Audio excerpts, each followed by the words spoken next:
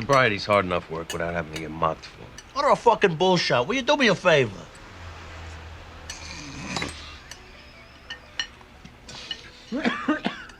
I got bored. I got too fucking bored to actually complete this shot.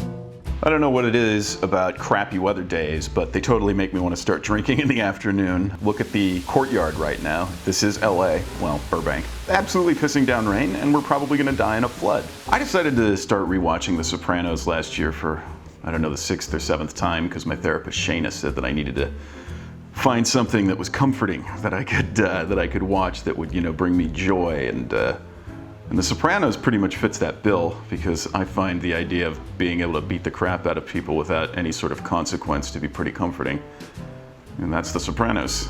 I like prison shows too. So what is a bull shot? It's a drink. It was invented at a place called the Caucus Club in Detroit in 1952, and its primary ingredients are vodka and beef broth. So after literally several minutes of Googling, I was able to pull up a menu from the Caucus Club and was able to confirm a few things, mainly that the proper spelling is bull shot with the space, and also that they offered several different variations on this drink. We're gonna get to those in a minute. The origin story of this drink is that an ad man who worked for Campbell's was having a drink at the Caucus Club, and he was trying to figure out a way to sell more beef broth. The owner of the Caucus Club decided to make this drink. To make a bull shot, you're going to need vodka, Campbell's beef broth or consommé, lemon, Tabasco, Worcestershire, black pepper, and celery seed or salt. Let's get fucked up in the afternoon.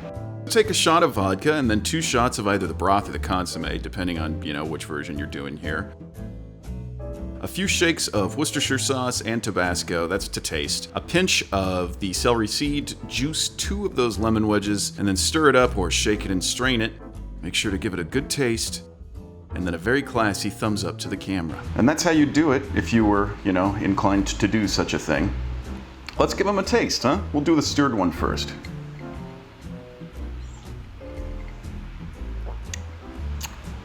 It tastes very much like a Bloody Mary. It's in that same flavor neighborhood. Obviously it's very beefy with the beef broth, but if you know what a Bloody Mary tastes like, you can probably guess what this tastes like. Now let's do the shaken one.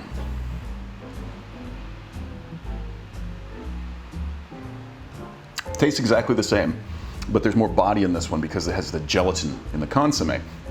It also gives it this lovely head on top, which I think is quite attractive. If I was gonna pick one of these 2 drinks, and I feel like it's incumbent upon me to do so, it would be the shaken one, for sure, with the consommé. I mentioned before that there were some variations on the drink, so let's go over a few of those. There is the Danish Bull, which is with aquavit instead of vodka. That actually sounds pretty decent to me since I lived in Ballard and I like aquavit. There's the Bull and Bear, which is just a regular bull shot with a dash of clam juice added to it. That doesn't sound great. There's the Bloody Bull Shot, which is the bull shot with tomato juice added to it, and that actually sounds pretty darn good to me. I don't have any tomato juice, but I do have Clamato. Oh yeah. Yeah, that's the winner.